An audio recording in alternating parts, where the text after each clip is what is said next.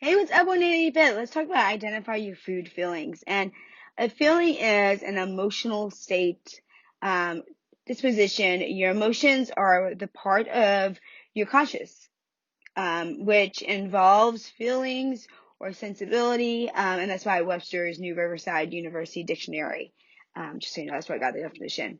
They're your natural and instinctive response to circumstances, mood, or relationships.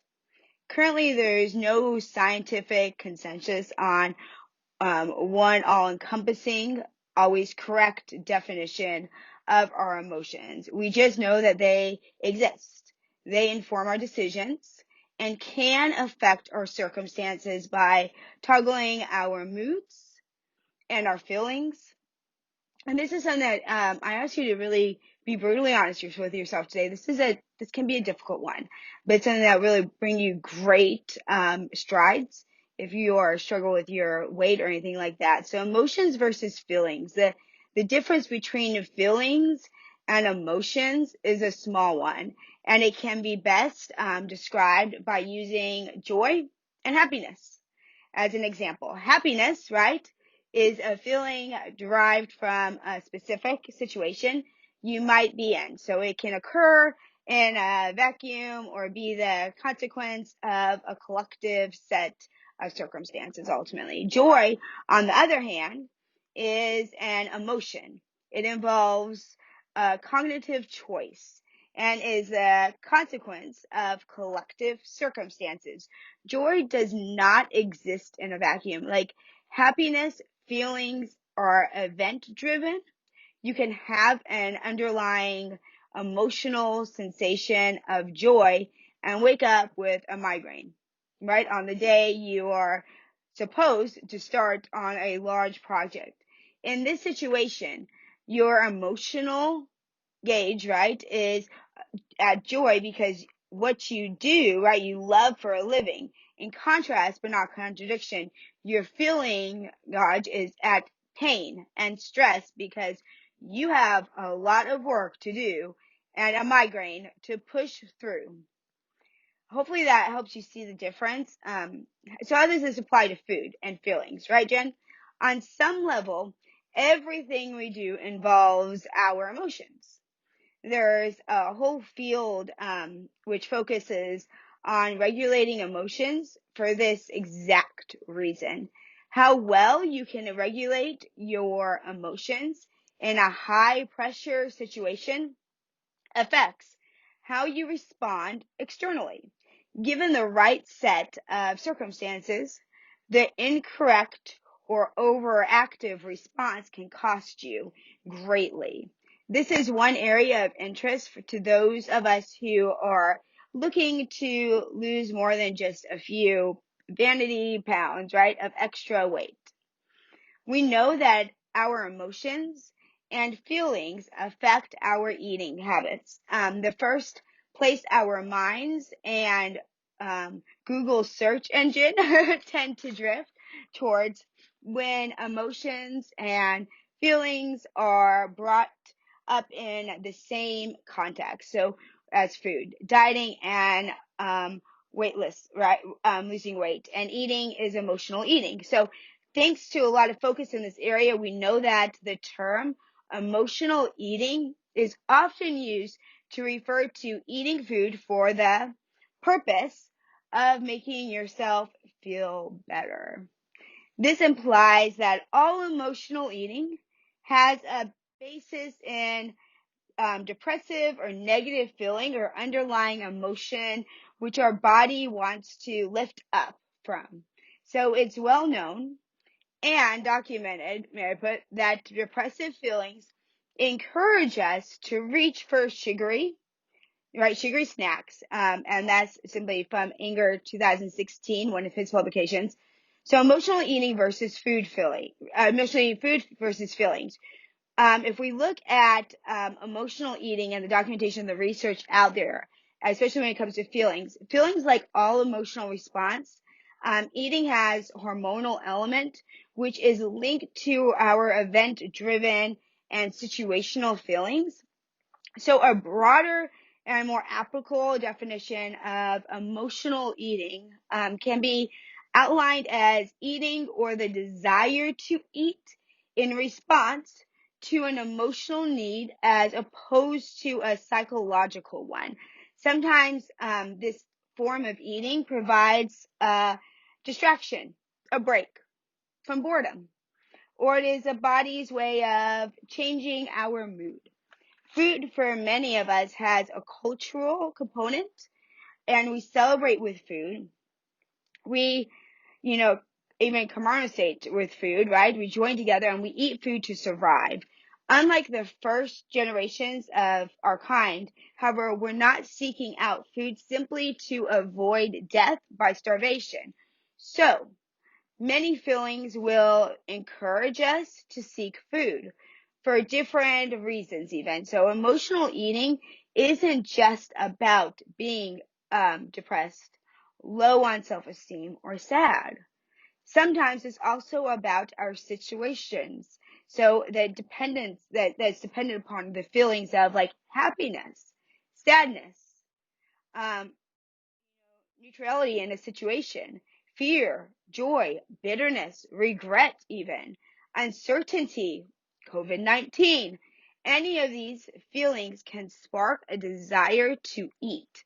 Having birthday cake at your nephew's birthday party, some hot wings for the Super Bowl party, that extra roll at Thanksgiving, or the entire tub of ice cream, right after a breakup, or in celebration of someone's great news, are all encouraged by situational dependent feelings and developed culturally, right? To get a better idea of what you're eating, when and why, or how your eating is affected by or associated with your feelings, you can start a journal. And I know I've hit this up before, but it's so huge. It's very simple. Start with a single day. In that day, every time you eat, make a note of the following: the time, your feelings before you ate, level of actual hunger from 1 to 10, and your eventual food choices, okay? So your fullness after consuming your food on a level of 1 to 10, and your feelings after you ate. So if you do those key things, they're going to be huge. So your 1 to 10 scale should be something like this, okay? So let's talk about the table on where you know it is. So 1, right, I'm not hungry at all. To 10, I was starving. I couldn't wait to eat, okay? So maybe you might want to list 1 through 10 on the side, and you put on there where it was in circles. So, 10 is starving, right? So 9 would be very hungry, to generally hungry, to starting to feel hungry, to satisfied, to first feelings of fullness, to full to the point of feeling uncomfortable, okay? Stuffed uncomfortable. Enough that I can't sit comfortable, okay? Full enough that I feel sick, okay, even. So you can scale it like create your scale. And there's actually a link to a table that I think is really helpful, and I'm going to post that in the notes. So in describing your feelings associated with when you're hungry or after you've eaten, it's okay to use words like amazed, delighted, disapproving, foolish, empty, exasperated, numb, fearful, lethargic, hesitant, suspicious, stubborn, timid, free, happy, hopeful, calm, amused, etc. Okay? And you can even print out a sheet to help you. Once completed, go back and review what you wrote. Don't edit. Don't edit your journal as you go. Did you hear that? Don't edit. Just review it at the end of the day, and it'll help you to visually see what your feelings and situations are, encouraging you to eat more. This will identify your actual food feelings beyond that superficial definition of emotional eating. So I encourage you to really dive in here. And I am a huge component of keeping a food journal. And I mean, I still do. It helps me. It helps me navigate when maybe I'm like so stressed that I'm someone who's one of those stressed people who don't eat, when you're stressed. And that can be just as harmful as overeating. Okay. There's negative effects to both sides of the spectrum. So I don't want you to think, man, I wish I was someone who didn't eat when I was stressed, because no, you don't, because that can have harm too, as well to you. And so either end of the spectrum, when we're not living in our that state of balance, it's harmful no matter what. So take that out of the food journal. Check the show notes for the link to the scale that I recommend, because that's super helpful, and they really do a great table on it, better than I could. So I'm not going to create my own, because they have an awesome one. So why reinvent the wheel, right? Do this. I'd love to know how it works for you and what you notice, because sometimes just being aware of your tendencies can bring a lot of freedom. So don't be scared to know the truth. The truth really is that the truth sets us free really is um, so true. So sometimes we want to hide from the truth and not face reality. But by doing that, what's happening is our reality of really changing. No, it's not. And so I encourage you to be brutally honest with yourself. I said that before. We actually have a whole episode on being brutally honest, because I think it's so essential and so important. So make sure you go after it. Check out the show notes.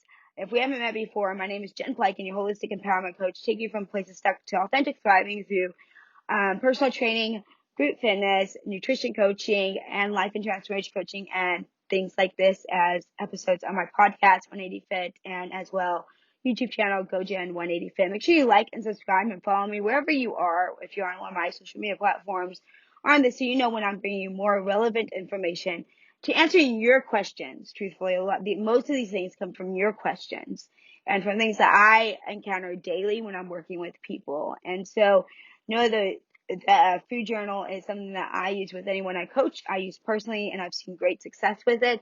I know it can be helpful and successful for you as well. Reach out to me anytime. There's plenty of ways to reach out to me on any social media platform, or of course, you can always email me, as in the show notes.